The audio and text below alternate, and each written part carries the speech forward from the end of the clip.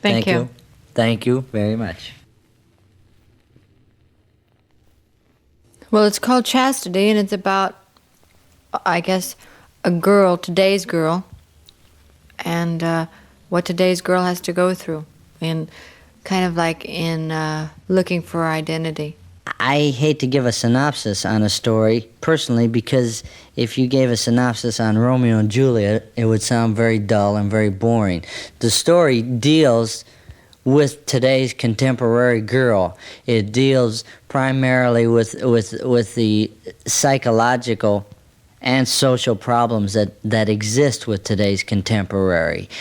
That is what this story primarily is about. Now that can sound small, but it's very wide and very rangy. You find the girl hitchhiking. She left home, and it's actually the experiences that she goes through from one town trying to get to another place. She's trying to get across the country, and with the different people she meets, and the kind of incidents or predicaments usually that she gets herself into, and how she takes care of herself by herself. We see life through the eyes of a contemporary girl, what they have to go through and what they don't have to go through.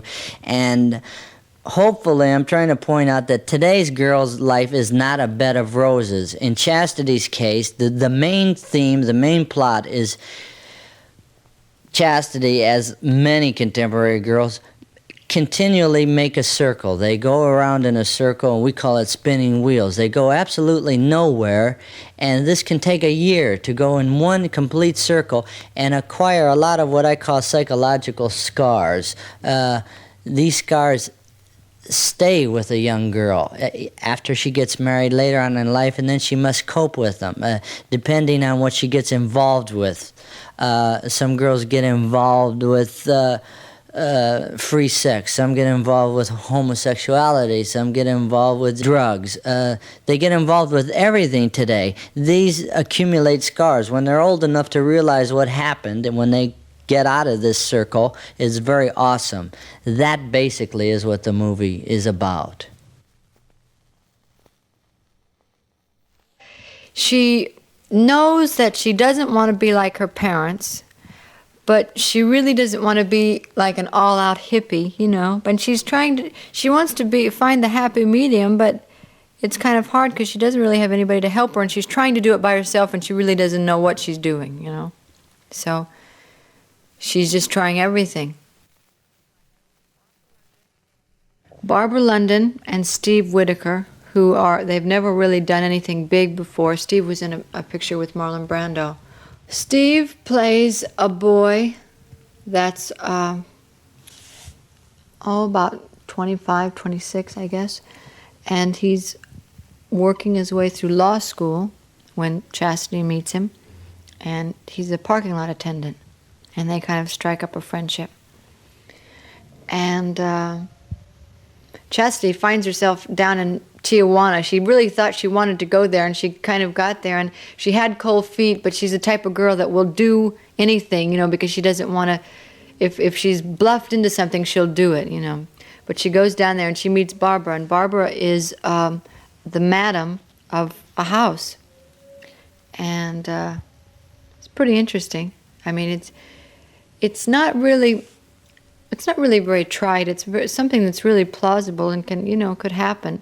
But I think real life situations sometimes seem more outlandish than something that, you could sit and think up. And but they're very good, everybody's got to start sometime. Well, I casted people whose names wouldn't be recognized, and there's a reason for that as well. There are a lot of fine actors and actresses in town that don't get the opportunity to get a part in a movie because there are so many people with a so-called name. So these kids are going around town and they're not getting a chance. And it seems like a lot of our actors are coming over from Europe, our name actors, in the last 10 years. And I tried to help other actors, other performers as well as do what I was trying to do with the movie.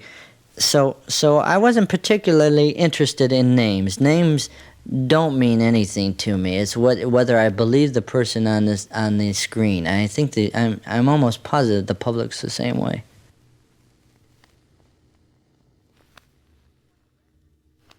When I read it, I knew that it was this because I identify with the story quite a lot, because the story has something a little bit to do with me, not all of it, but kind of the basic structure does.